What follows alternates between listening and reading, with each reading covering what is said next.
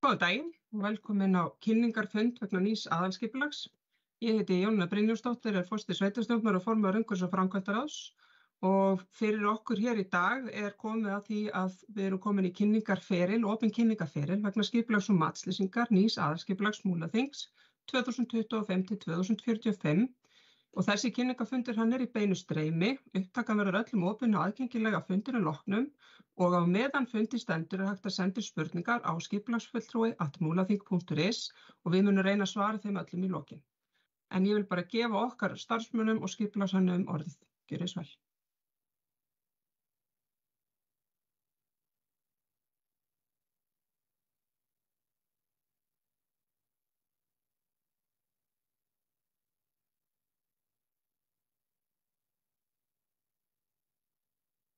Já, takk fyrir það, Jónína.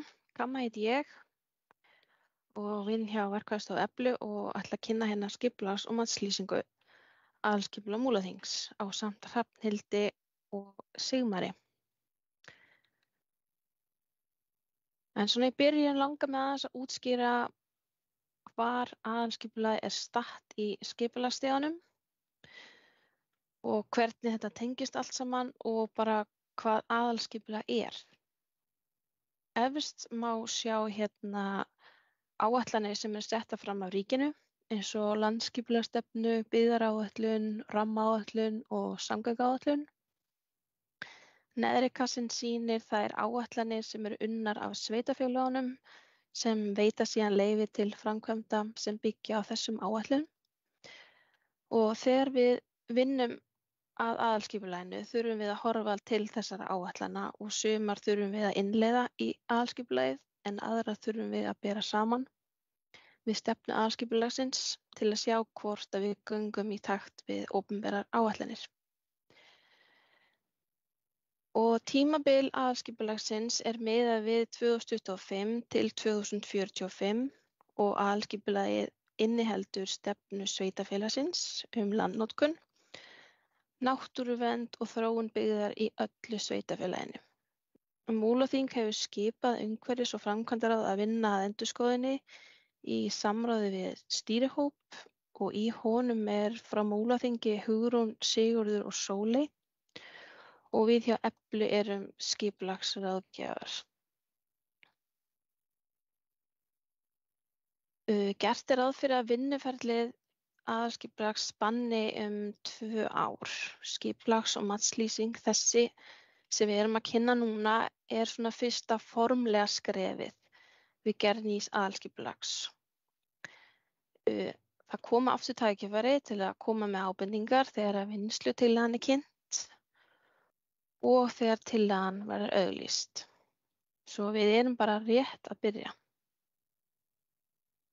Nýtt aðalskipulag mun ná yfir allt land innan sveitarfélagsmarka Múlaþings. Skipulagsmörk miðast við sveitarfélagsmörk á landi og 115 metra utan við Stórstraumsfjörðuborð á sjó og það er í samræmi við skilgreiningu staðarmarka í sveitarstjórnarlögum og jarðalögum. Og við sameiningu sveitarfélaganna 4 var til eitt víðfeðmasta sveitarfélag landsins 10.671 ferkílómetrar og með 6 þéttbýliskjörnum, Borgarfirði eystri, Djúpavogi, Eiðum, Hallormsstað, Seyðisfirði og Egilsstöðum og Fellabæ. Svo það er að nóg að taka. En nú langar okkur að fara aðeins betur yfir innihald skipulagslýsingarinnar og byrja að segja ykkur frá af hverju var tilefni til þess að fara í þessa skipulagsvinnu.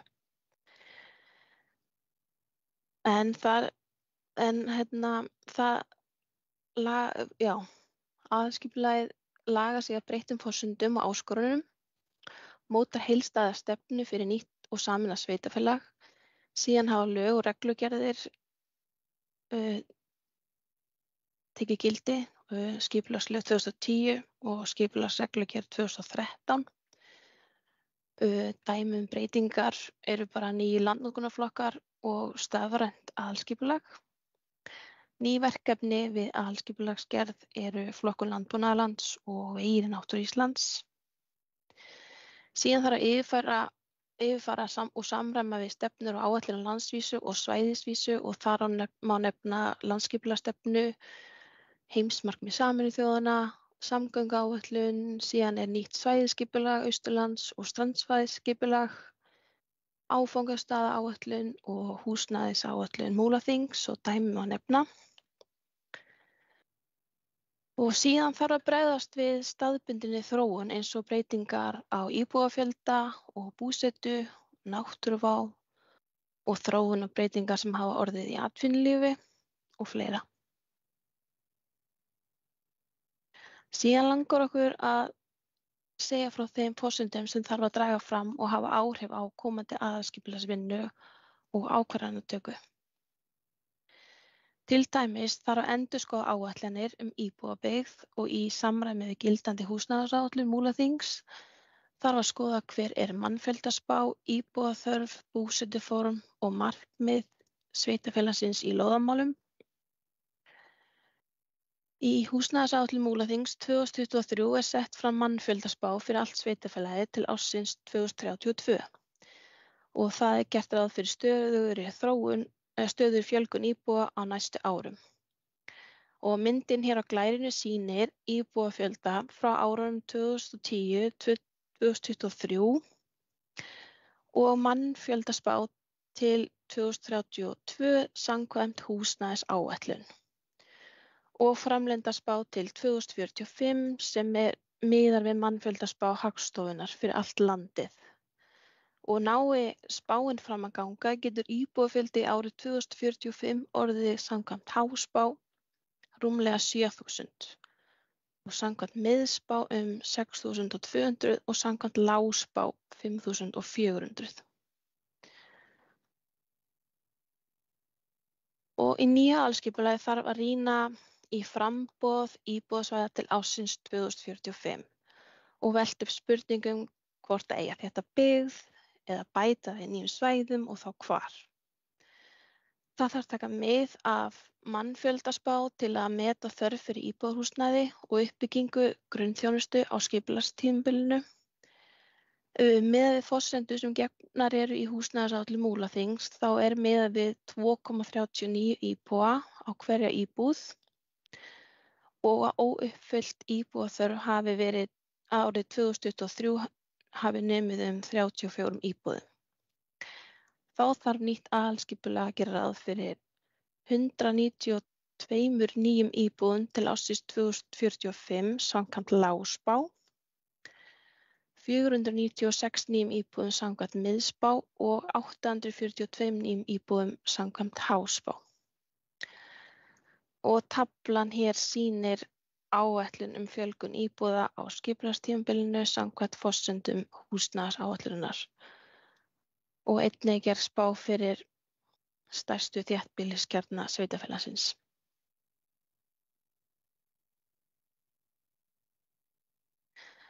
Og síðan má sjá fleiri forsendur sem við draugum fram í lýsingunni og við förum kannski ekki nánar í það hér á þessum fundi en hvetjum ykkur eindregið til þess að skoða það nánar í skipulagslýsingu. Síðan langar okkur að segja ykkur frá viðfangsefnum aðalskipulagsins. En við gerð aðalskipulagsins verður farið yfir stefnu og ákvæði í öllum landnotkunarflokkum og málaflokkum og sett fram stefna og framtíðarsýn sem stuðlar að hagkvæmri þróun í sveitarfélaginu, meðal annars með því að skapa sem best skilyrði fyrir atvinnulíf og gera búsetu á svæðinu eftirsóknarverða. Í þessari töflu má sjá helstu viðfangsefni aðalskipulagsins og höfum við skipt því niður í 4 meginflokka: byggð og samfélag, atvinnu, grunnkerfi og umhverfi. Og til dæmis má sjá að þeir landnotkunarflokkar sem eru undir byggð og samfélag eru íbúðasvæði, samfélagsþjónusta, frístundabyggð, íþróttasvæði, kirkjugarðar og grafreitir og opin svæði.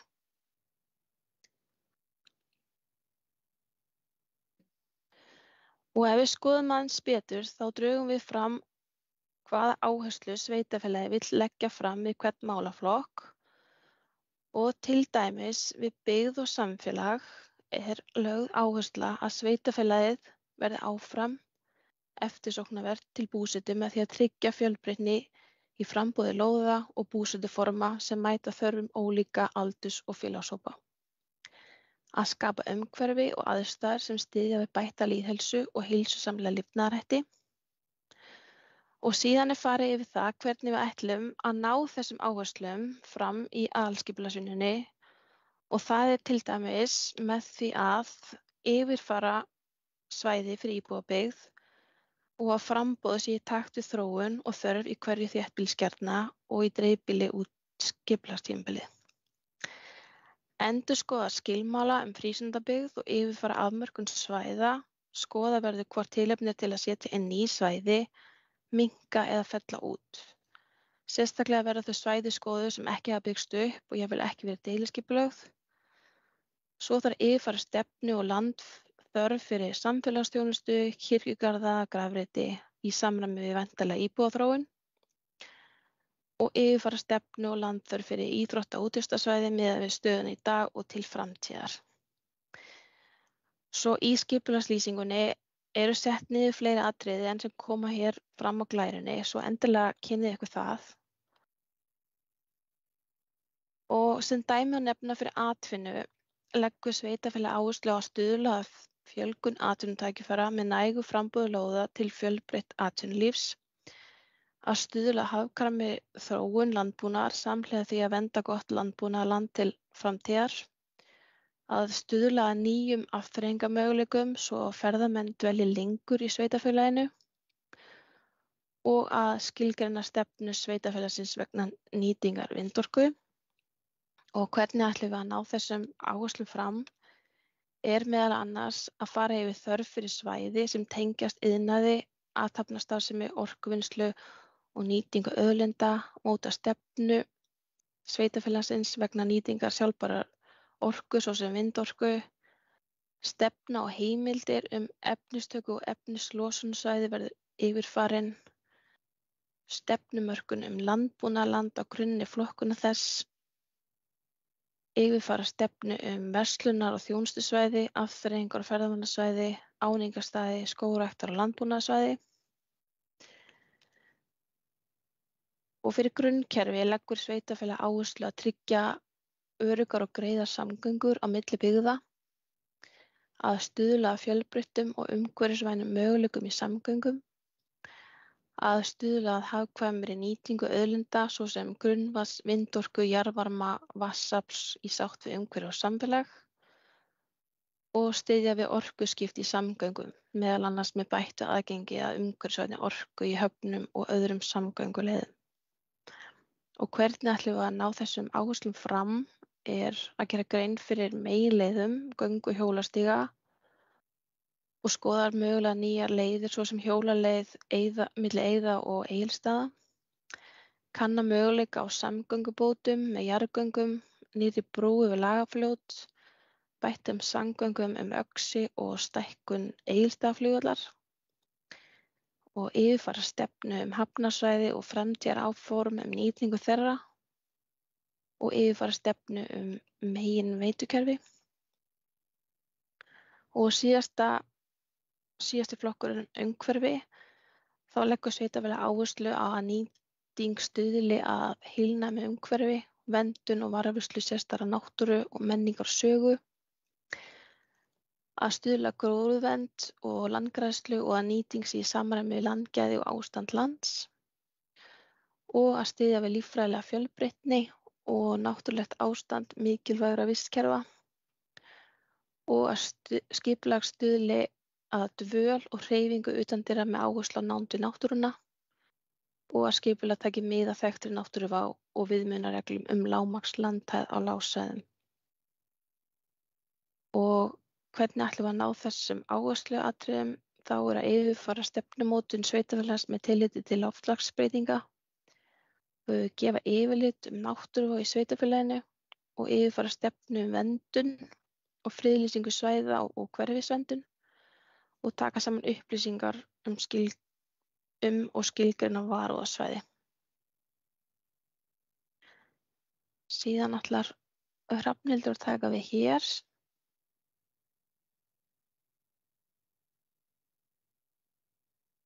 Já, góðan daginn, Hrafnhildur heiti ég. Ég ætla að taka við og fjalla umhverfismat áætlunarinnar og síðan kynningu og samráð við gerð aðalskipulagsins. Og það verður unnið umhverfismat fyrir aðalskipulagstillöguna og það er gert í samræmi við lög umhverfismat og framkvæmda frá 2021. Og markmið með umhverfismati það er að tryggja eftir bestu getu að umhverfisáhrif áætlunarinnar séu metin og það sé tekið tillit til líklegra umhverfisáhrifa við stefnumótunina og alla ákvörðunartöku. Og þannig séu allir þeir sem að vinna að skipulaginu og sveitarfélagið meðvituð hver umhverfisáhrif þeirra ákvarðana sem teknar eru í ferlinu eru. Nú, umhverfismati er unnið samhliða gerð áætlunarinnar og með þátttöku starfshópsins og því er líka ætlað að stuðla sjálfbærri þróun og leggja umhverfissjónarmið til grundvallar við mótun aðalskipulagsins.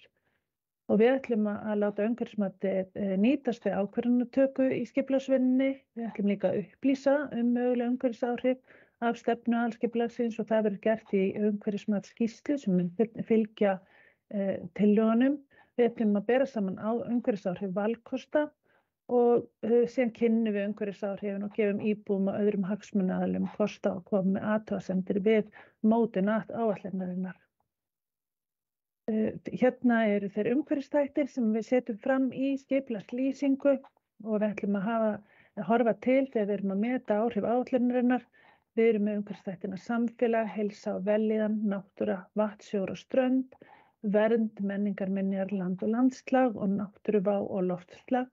Og þarna erum við með ýmsar spurningar sem tengjast þessum mismunandi umhverfisþáttum. Og síðan þegar við erum að meta áhrif af einhverju ákveðinni ákvörðun eða skoða einhverju ákveðna valkosti að þá fjöllum við þá með til þeirra umhverfisþátta sem að þeir geta haft áhrif á. Ég sé fyrir mér að við einbeitum okkur af því í umhverfisskýrslunni að meta áhrif þeirra breytinga sem eru gerðar frá þeirrum áætlunum sem eru til staðar í sveitarfélaginu úr þessum aðalskipulagsáætlunum sem fyrir eru. Nú almennt bara kynning og samráð við gerð aðalskipulagsins og þá sérstaklega við þessa skipulags- og matslýsingu sem við erum að kynna í dag. Öll kynningargögn eru á skipulagsgáttinni og skipulagsgátt er auðvitað nýtt verkfæri sem við kynntumst í fyrra vor og erum að verða bara mjög flink í að nota og ég hvet ykkur til þess að fara þarna inn og kynna ykkur hvernig þetta virkar og ég ætla að sýna ykkur það eins og eftir. Þannig að öllum athugasemdum á að skila í skipulagsgáttinni og eitt af því sem er mjög gott við skipulagsgáttina er að bæði sem sagt er aðgangur að þeim athugasemdum sem að allir gera. Hann er mjög góður þar þannig að það er hægt að skoða hvað aðrir hafa skrifað þar og leið og maður setur inn sína athugasemdir að þá tryggir maður það líka að seinna í ferlinu ef að það koma einhver eins og þegar það er verið að auglýsa tillöguna að þá fær maður svör við þeim athugasemdum sem maður gerir á því stigi. Núna þegar við kynnum skipulags- og matslýsinguna að þá verða þær ábendingar sem að koma hafðar til hliðsjónar við frekari mótun tillögunnar. Þannig að það er ekki það að ræða að hverri ábendingu verði svarað fyrir sig. En við höfum þær sannarlega til hliðsjónar þegar áfram er unnið að tillögunni. Og það er fremstu til athugasemda til 31. janúar og þarna sjáum við forsíðunni á skipulags- og matslýsingunni og hvernig þetta birtist í skipulagsgáttinni. Og skipulagsgáttin er sem sagt gagna- og samráðsgátt skipulagsmál, mat- og umhverfisáhrifum og framkvæmdaleyfi og þarna er hægt að senda inn umsagnir eða ábendingar, það er líka hægt að vakta mál og það er hægt að fá upplýsingar úrvinnslu athugasemda og endanleg gögn og með þessari skipulagsgátt þá er í raun og veru algjör bylting í aðgengi allra að þeim gögnum sem verða til við skipulagsvinnuna. Og það er leiðbeiningar til hliðar og hlekkur á það inn á skipulagsgáttina. Leiðbeiningarnar eru á vef Skipulagsstofnunar en þetta almennt þá er bara alveg ágætlega auðvelt að klóra sig í gegnum það hvernig hún virkar. Og ef maður opnar skipulagsgáttina að þá birtist hún svona og það eru 3 leiðir til þess að leita að málum þarna upp til hægri að þar stendur leita að máli. Það líka hægt að skoða mál í kortasjá og síðan eru kassar þarna neðst yfir nýjustu málin sem að hafa komið inn í skipulagsgáttina. Og við ætlum að prófa að skoða mál í kortasjá og ýtum á þennan hnapp þarna. Og þá kemur þetta upp svona. Þá fáum við mynd af öllu Íslandi og það eru þarna ýmis tákn inn á kortinu. Ef það er blár kassi þá þýðir það að það er skipulag í vinnslu.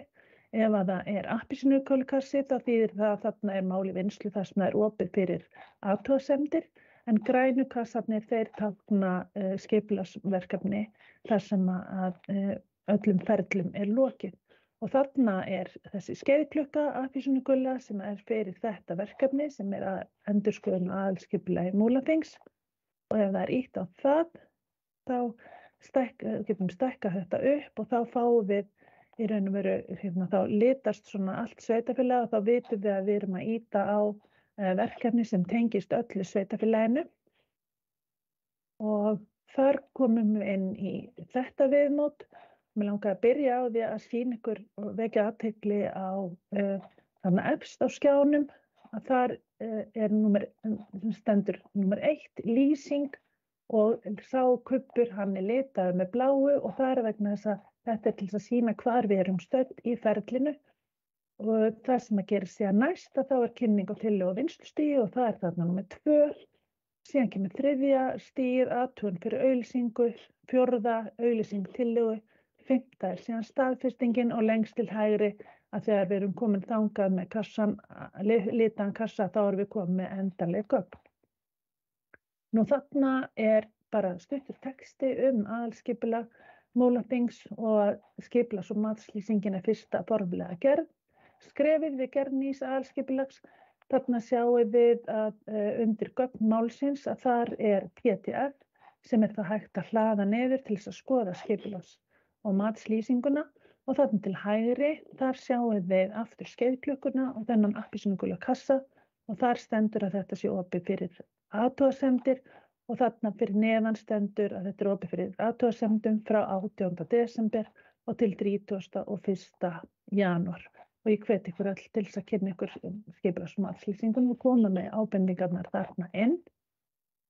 Ef þið skrollið niður að þá kemur þarna sem að stendur umsagnir og þá getur maður ýtt á þennan hnapp þar sem að stendur bæta við gögn og leið mann ýtir á hann að þá getur maður annarkvort skrifað inn texta og skrifa það sem að maður vill segja skipulagslýsinguna en maður getur líka sett inn viðhengi með bréfum eða kortum eða því sem maður vill láta fylgja með sínum ábendingum og þarna er bara dæmi umsögn sem hefur komið frá Ísafja og Sigrún Björk Jakobsdóttir hefur sett þetta inn þannig að þið geti farið núna inn líka og skoða þær umsagnir sem komnar eru við skipulagslýsinguna hingað til. Og síðan 31. þegar tíminn rennur út að þá lokast það fyrir að maður geti ýtt á þennan hnapp. Ég hvet ykkur eindregið til þess að skila ykkar ábendingum fyrir þennan tíma því að eftir að tíminn rennur út að þá er lokað fyrir ábendingar eftir þessari leið. Nú inn á vef Múlaþings að þar er komin slóð á þennan verkefnavef sem hér er sýndur og hann skiptist í þær forsíða þar sem er bara almenn lýsing á aðalskipulaginu. Síðan verið að sýna hana gildandi aðalskipulag, það er kortasjá fyrir landnotkun og svo er kortasjá fyrir vegi náttúru Íslands og flokkun landbúnaðarlands.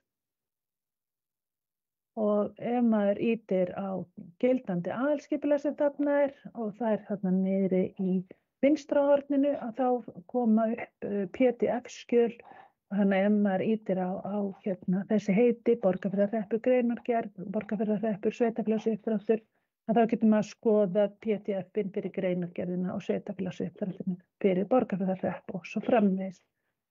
Þannig til hægri þá sjáum við hvað birtist ef maður ýtir þarna á kortasjá og þetta er í raun og veru bara vinnu vefsjáin okkar.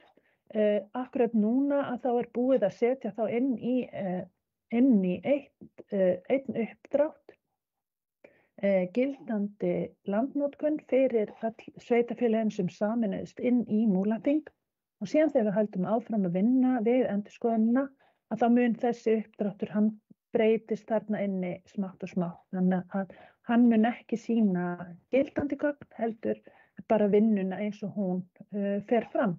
Og það er raun og veru bara bylting að segja að horfa á þetta raun og veru á meðan við erum að vinna að þessu verkefni. Já, og hann kemur hérna eftir hann Sigmar og fjallar nánar vegináttúru Íslands og flokkun landbúnaðarlands. Í skipulagslýsingunni þá þessi listi yfir umsagnaraðila, þannig að þegar skipulags- og matslýsingin var sett inn í skipulagsgáttuna, þá var þessum aðilum leið á einhvern hátt sendar áminning það að koma með umsagnir. Og það gríðarlegur gróði fyrir alla sem að vinna í aðalskipulagsgerðina að sem flestir af þessum umsagnaraðilum komi með ábendingar og því að það geta verið ýmsar upplýsingar út í þjóðfélaginu sem að við verkefnahópnum og fólk sem starfar hjá sveitarfélaginu þekkir ekki, þannig að ef það einhverjar breytingar sem að fólk vill koma með framfæri eða einhverjar upplýsingar hvers kyns þá gott að koma með það þarna inn. Og sama gildir bara allan almenning að við fögnum innilega öllum þeim ábendingum sem að koma. Og ef það einhverjar aðilar sem ykkur finnst að ætti að vera á þessum lista, þá tökum við þeim ábendingum líka fagnandi. Og það má kannski segja að það sem einkennir þennan lista þetta eru opinberar stofnanir, þetta eru frjáls félagasamtök, þetta eru eins og þarna svæðisráð Vatnajökulsþjóðgarðs, þetta eru félagasamtök, golfklúbbar, hestamannafélög, knattspyrnufélög, nefndir og ráð, en þarna höfum við ekki sett inn það sem við myndum kalla einkafyrirtæki eða fyrirtæki í slíkum rekstri. Þannig að þetta ansi langur listi og það bara mjög gleðilegt. Og þá bara kynningunni á skipulagslýsingunni lokið og nú munum við skipta yfir í Sigmar sem ætlaði að kynna fyrir okkur kortlagningu á landbúnaðarlandi og kortlagningu á vegum í náttúru Íslands.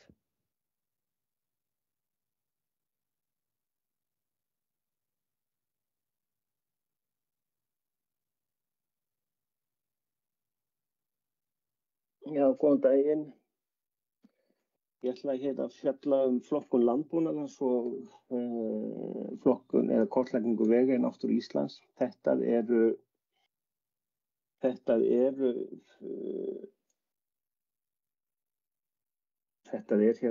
nýtt í aðalskipulagi að það sé verið að vinna að þessum atriðum að flokka landbúnaðarland og kortleggja vegi í náttúru Íslands.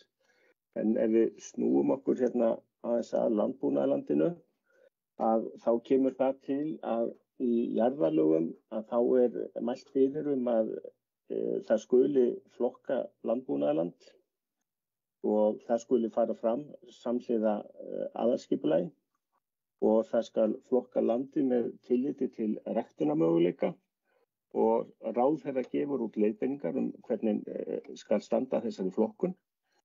Og markmiðið að viðurkennt verði að það beri að varðveita gott landbúnaðarland og að því sé ekki spillt með því að ráðstafa því yfir fyrir aðra landnotkun og að það sé þá að tryggja sem best góða sambúð landbúnaðar og annarra landnýtingar. Þessi flokkun hún í tveimur stigum að segja. Að fyrri hlutinn, það nú það sem ég að kynna aðalega það þá flokkun út frá fyrirfram gefinni aðferðafræði, þar sem að við endum með einhvers konar kort af flokkun landbúnaðarlands í 4 flokka og þetta gert samkvæmt leiðbeiningum sem hafa verið gefnar út flokkun landbúnaðarlands og síðan það ákvörðun sveitarstjórnarinnar hvernig þessi gögn eru nýtt í stefnumótun landbúnaðarland. Það þá annars stig, seinni hluti á þessari vinnu. En sem sagt, það nú ekki komið þeim hluta, þannig að við erum ennþá að vinna þessari flokkun, þannig að þetta nú ekki komið svo langt ennþá að sé hægt að fara að vinna einhverja stefnu út frá þessu. En svona örstutt aðferðafræðina, þetta er unnið í þessum landupplýsingakerfum og þetta kallað fjölþátt ákvarðanagreining. Ég ætla nú ekki að fara neitt djúpt í það, en þetta byggir á því að kortleggja svona umhverfisþætti og skilgreina viðmið fyrir þessa þætti. Og það eru þá útilokusvæði sem ekki henta til ræktunar og svæði sem henta til ræktunar þau fá mismunandi einkunnir. Og svona grunngögnin sem við notum, það eru vistgerðir frá Náttúrufræðistofnun Íslands, það eru hitafarsgögn sem við fáum frá Kóperníkusar áætlun Evrópusambandsins sem svona nokkurs konar umhverfisáætlun þar eða umhverfisstofnun Evrópusambandsins. Síðan erum við með landhæðalíkan frá Landmælingum Íslands þar sem við fáum upplýsingar landhalla og upplýsingar hæði við sjó. Samkvæmt leiðbeiningunum þá eru 4 flokkar landbúnaðarlands. Það flokkur 1 sem mjög gott ræktunarland og ég ætla að taka fram að þessi flokkur hún miðast svolítið við akuryrkju. Þannig að þegar það tala mjög gott ræktunarland þá það land sem hentar best til akuryrkju. Síðan það gott ræktunarland, síðan og 3 þá kallað sæmilegt ræktunarland og 4 þá lélegt ræktunarland. Og þarna eru svona skilgreiningarnar fyrir hvað þetta stendur og þetta tekið bara beint upp úr leiðbeiningunum. Og hér svona örstutt bara svona myndir hvernig þetta lítur út. Þarna sem stendur 1, það sem sagt land í fyrsta flokki. Þetta svona slétt graslendi og með nokkuð þykkum jarðvegi. Og númer 2 þarna svona óframræst votlendi. 3 svona einhvers konar mólendi með svona missæðum. Og 4 þá svona land í halla og grýtt sem myndi ekki henta vel til ræktunar.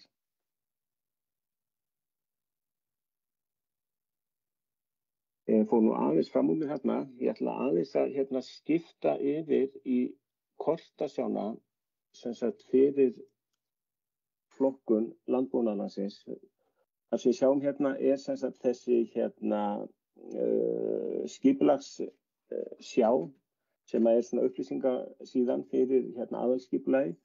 Við erum á forsíðunni og síðan það sem Hrafnhildur nefndi áðan, gildandi aðalskipulag, kortasjá, vegir náttúru Íslands og flokkun landbúnaðarlands. Og við fer yfir á flokkun landbúnaðarlands og ættum við að fá hér upp kort með flokkuninni eins og við erum búin að vinna hana núna. Við erum búin með það komið svona fyrstu drög af flokkunni og þetta lítur einhvern veginn svona út og þið sjáið svona þessa grænu liti sem eru þá flokkar 1 og 2.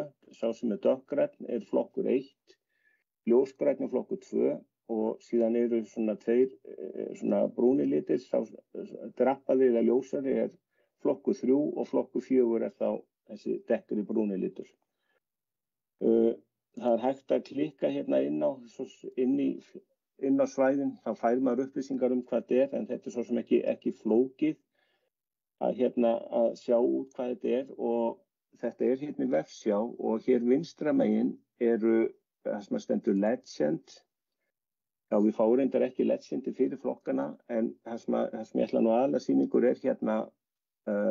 það sem þessi stafli af blöðum að þar sem sagt hægt að kveikja og slökkva á mismunandi þekjum og það hægt að slökkva á flokkuninni. Það hægt að fara nær og mann geta svona skoða flokkunina ofan á svona háupplýsna gervitunglamynd og svona velt hlutunum fyrir sér. En það sem við sem sagt erum að spá í með þessu að sem sagt almenningur og reyndar það hefur verið stofnað svona rýnihópur til að fara yfir þessu gögn hjá sveitarfélaginu og sá hópur ásamt almenningi geti skráð athugasemdir ef að menn hafa athugasemdir og upplýsingar flokkunina sem að gæti hjálpað okkur til að bæta þetta. Þetta allt unnið eða byggt bara á líkani og þannig að og grunngögnin eða gögnin sem fara inn í þetta, við vitum að þau eru ekki öll alveg korrekt, þannig að það eru alveg margir þættir sem að geta orðið til þess að það komi villur í flokkunna og þess vegna biðjum við ykkur að þá aðstoða okkur við það að koma með athugasemdir. Og til að koma með athugasemdir við flokkuna þá hægt að fara í þennan hnapp skrá athugasemd og farið inn á aðra síðu sem að ég ætla nú bara að fara að skrá eina athugasemd og það sem eru með rauðum stjörnum, það eru sem sagt dálkar sem að þarf að fylla út, annars getur maður ekki skráð athugasemdina.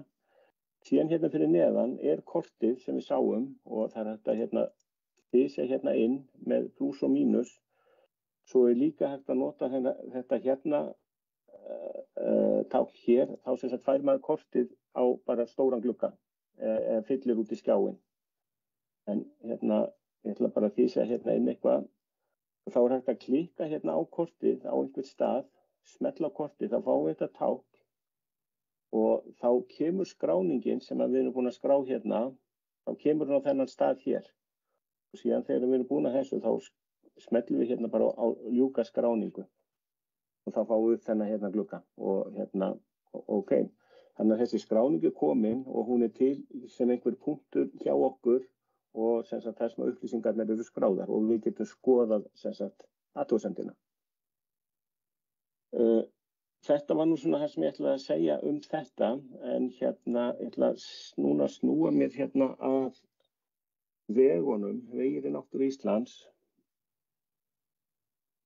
Og eins og ég sagði, það svona nýtt í aðalskipulagi líka og ég ætla aðeins að svona grunnurinn af því að með náttúruverndarlögum sem tóku gildi 2015 þá var sett reglugerð sem að sem sagt svona það sem var búin til svona umgjörð það hvernig á að taka ákvörðanir það sem sagt hvaða vegakerfi í náttúru Íslands. Það er að segja aðra leiðir heldur en eru sem að tilheyra vegagerð ríkisins og eru sem sagt í þjóðvegakerfinu.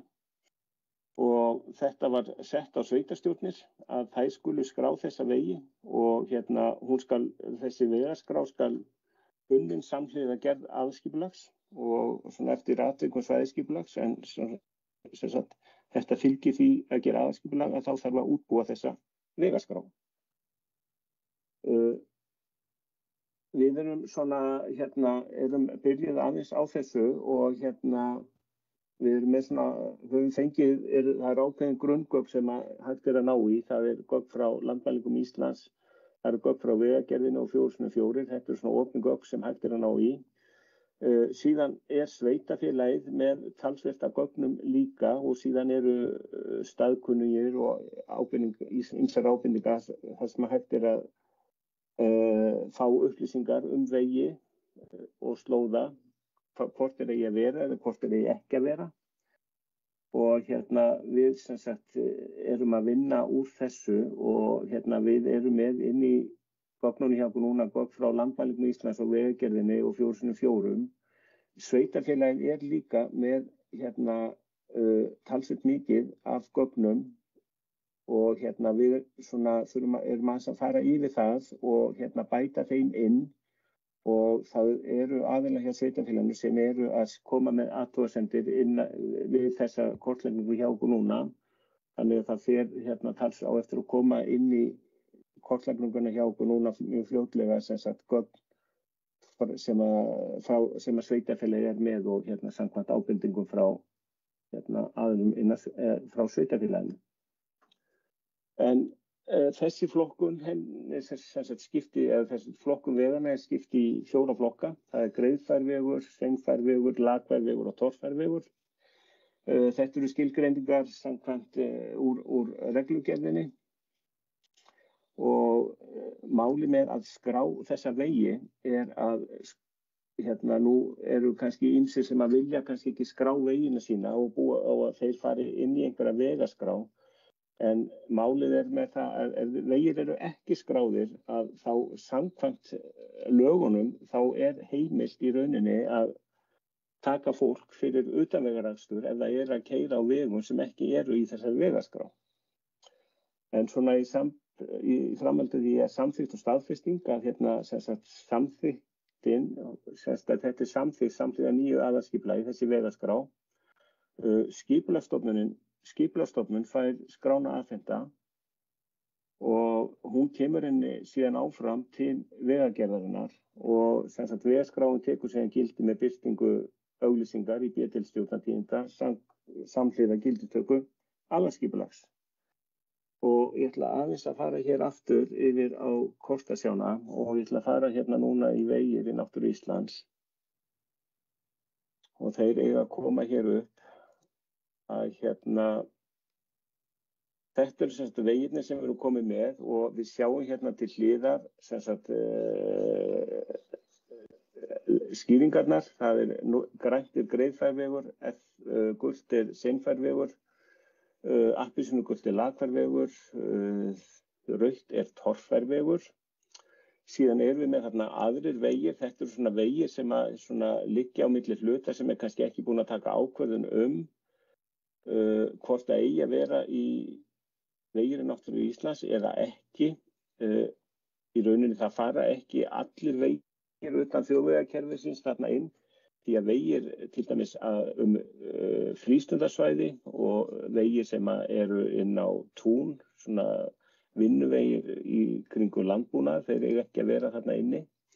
En það eru þarna þessir bleiku, það aðri vegir sem við erum að velta fyrir okkur, hvort eigi að vera þarna ekki.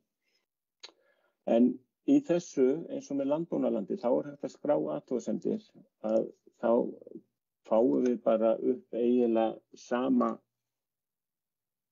umhverfi og nema nú erum við með annað kort hérna. Og þá getum við farið á einhvern punkt og ljúka skráningu og þá komið þarna einhver athugasemd við vegina. Það var nú ekki fleira frá mér en ef það eru einhverjar spurningar þá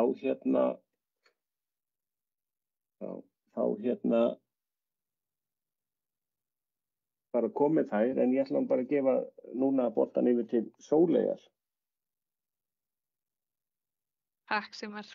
Ef þið eru með einhver spurningar þá getið þið smellt þeim inn í athugasemd við streymið á Facebook eða sendt á skipulagsfulltrúi@múlaþing.is.